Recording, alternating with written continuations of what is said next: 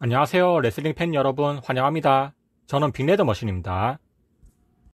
오늘 소식은 세스 롤린스 스테이블 관련 소식과 프랑스 이벤트, 알레스터 블랙, 첼시 그린, 머니인더뱅크 관련 소식을 준비했습니다. 다 함께 즐겨봅시다. 첫 번째 소식입니다. 레슬링 옵저버 라디오에서 데이브 멜처는 브론슨 리드가 세스 롤린스의 스테이블에 합류한 이유는 브론 브레이커 때문이라고 주장했습니다.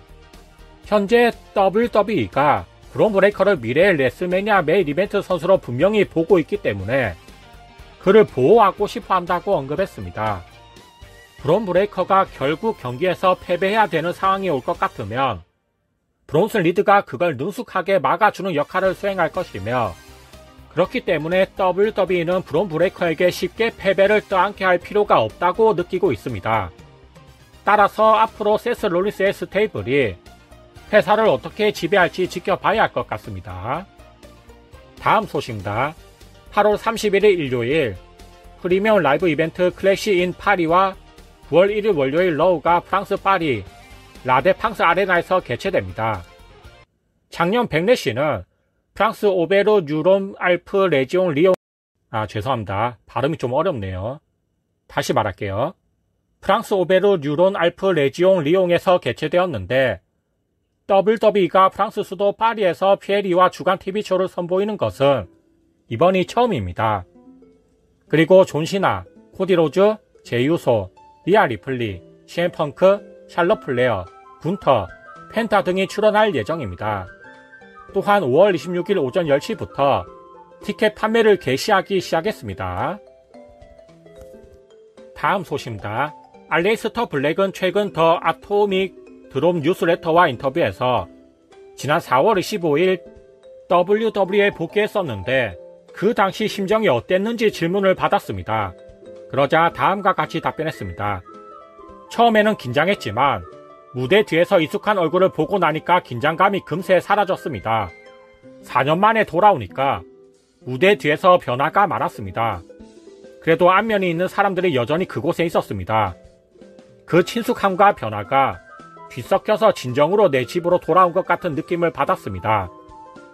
그리고 트리플 H랑 니칸 같은 사람들과의 돈독한 관계가 전환을 완화하는 데 도움이 되었습니다. WWE 라커룸이 내가 겪어본 라커룸 중 단연코 최고입니다. 모든 것이 순조롭게 진행되고 있으며 정말 좋은 느낌입니다. 라고 말했습니다.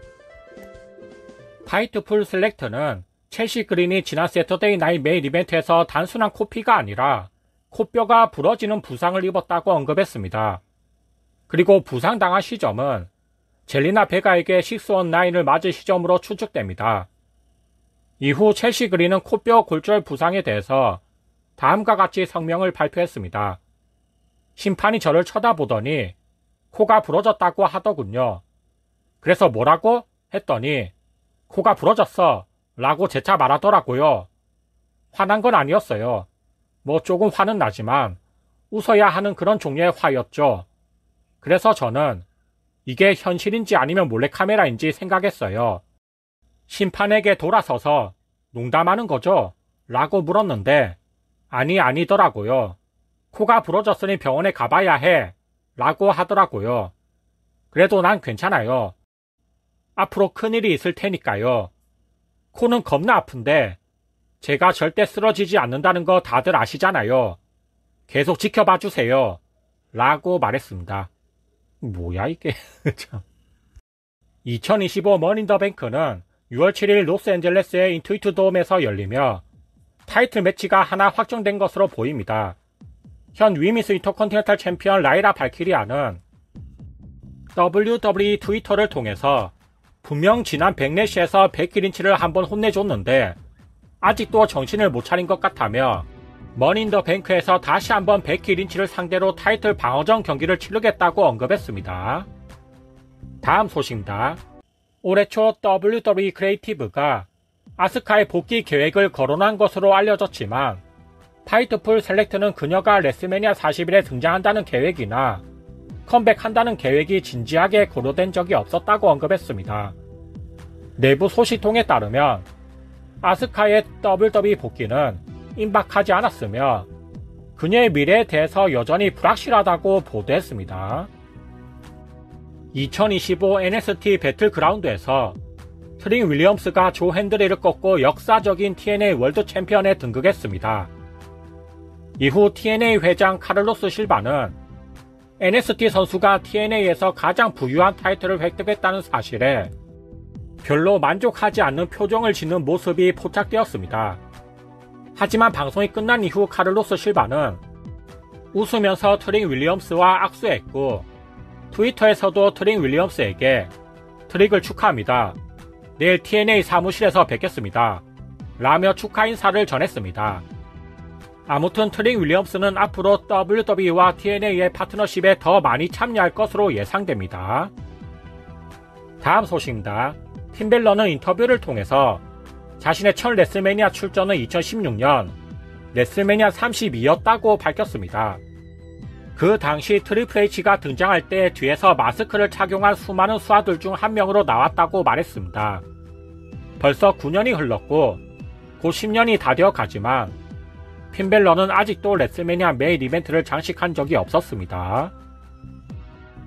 이젠 WWE 소속이 아닌 쇼츠는 최근 트위터를 통해서 한 팬과 언쟁을 벌였습니다.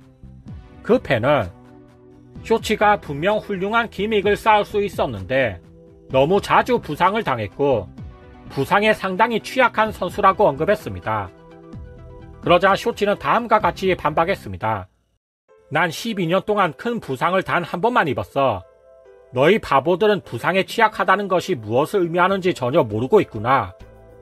부상에 취약하다라는 용어는 똑똑해 보이려고 남용하는 용어야. 그리고 당신이 부상에 취약하다고 부르는 레슬러들도 그저 인간일 뿐이야. 라고 언급했습니다. 다음 소식입니다. 스테파니 맥마은은 최근 What's Your Story 팟캐스트에서 자신이 어린 시절에는 WWE 명칭이 WWF였는데 그 당시 몸에 WWF 로고를 아주 크게 새길 뻔했다고 밝혔습니다. 지금 생각해보면 그때 몸에 WWF 로고를 새겼다면 정말 큰일 날 뻔했고 그러지 않아서 정말 다행이었다고 말했습니다. 문신 지우실 뻔했네. 와. 다음 소식입니다. 얼마 전에 짐 로스가 대장암 진단을 받았다고 밝히면서 많은 팬들을 놀라게 했습니다. 이후 프로레슬링계는 짐 로스에게 엄청난 지지를 보냈고 특히 스톤 콜드, 스티브 오스틴이 가장 큰 지원을 해줬다고 합니다. 짐 로스 말에 따르면 스티브 오스틴에게 전화가 왔고 그는 암을 반드시 이겨낼 거고 모든 게 잘 될 거야. 조금만 잘 견뎌봐. 라고 43분 동안 위로와 격려의 말을 해줬다고 합니다. 그래서 짐 로스는 그 덕분에 힘이 났고 강하고 활기찬 기분이 들었다고 말했습니다. 오늘 소식은 여기까지입니다. 들어주셔서 감사합니다. 좋아요랑 구독 눌러주시면 감사하겠습니다. 오늘도 한 사람의 한국 레슬링 팬이 더 생겼길 바라면서 이만 들어가 보겠습니다. 안녕히 계세요.